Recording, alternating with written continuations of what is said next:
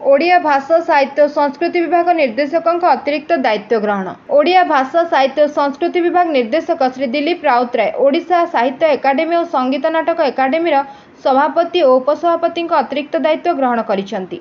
उभय एकाडेमी एही दुई पदवी ग्रहण करथिबा व्यक्तिविशेषଙ୍କ कार्यकाल आज पूर्ण होइथिबारु विभाग परवर्ती निर्देश पर्यंत से एही पदवी रे रहिबे। सेहिबळे ओडिशा ललित कला एकाडेमी सचिव श्री पंचानंद सामलଙ୍କ कार्यकाल आज पूर्ण हेउथिबारु तांको स्थान रे विभागीय उपनिर्देशक श्री देवानंद बरिहांको एही दायित्व रे प्रदान करा जायछि।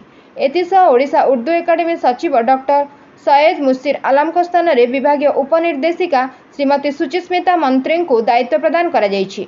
डॉक्टर आलमଙ୍କ कार्यकाल आज शेष होउथिबा दृष्टिरु परवर्ती निर्देश पर्यंत श्रीमती मंत्री को विभाग पक्षरु एही दायित्व प्रदान करा जायछि।